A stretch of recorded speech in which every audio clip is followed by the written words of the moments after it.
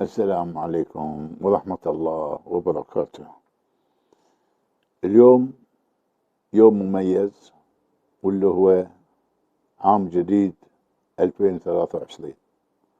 بهذه المناسبة يسعدني أن أرفع إلى مقام سيدي جلالة الملك المعظم وولي عهده بتهنئتهم بهذا العام الجديد، كما يسعدني أن أهنئ الشعب البحريني وأتمنى له مزيد من التقدم والتطور والسلام. اليوم الحلقة مالتنا تختلف عن بقية الحلقات السابقة بسبب أن اليوم ما رايحين نستعرض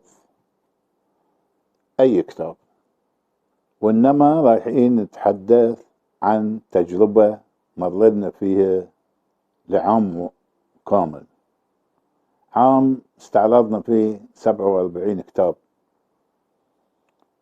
والجانب اللي تخصصنا فيه هو كتب عن السير الذاتية وعن الرواية وعن القصص وعن التاريخ، وأجلنا كتب اللي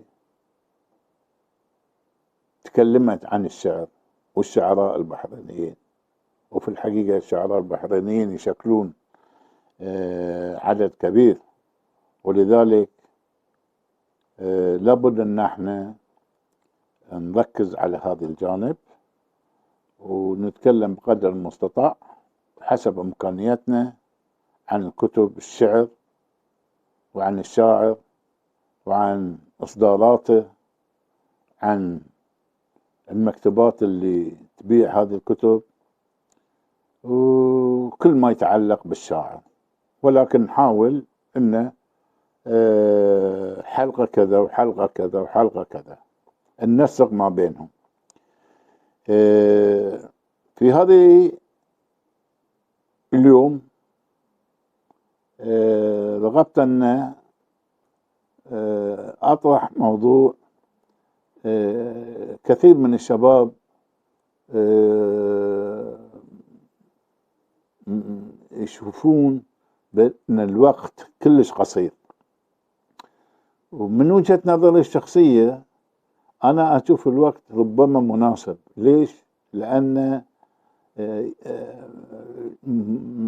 يكفي أنك أنت تتكلم باختصار عن الكتاب والمؤلف ومن أخرجه وين ينباع، أي مطبعة طبعته، فكل هذه المسائل تكفي حق واحد إذا كان مهتم في هذا الجانب من الكتاب يروح يطلع عليه. هذه النقطة أنا أشوفها جدا مهمة، وموضوع أن احنا نطول الحلقة يأسفني أشوف أنه في صعوبة، لأن ما بيكون إيجابي عند كثير من المتلقين. في النهاية أريد أن أتقدم لكم، خاصة لمتابعين القناة، أن يكون هذا العام عام طيب، عام سلام، عام محبة.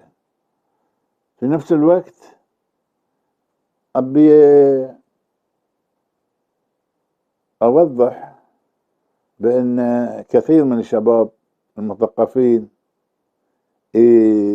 يشيرون إلى هذه القناة، ونتمنى أن هي تنتشر القناة أكثر من جهة تتولى هذه المواضيع، وإذا كان أمكن في الجهات الرسمية تتبنى هذا المشروع، لأن هذه فيه فائدة كبيرة للكتاب وللمثقفين بشكل عام وللحركة الثقافية في البحرين. فألف شكر لكم وأتمنى لكم كل السعادة والسلام.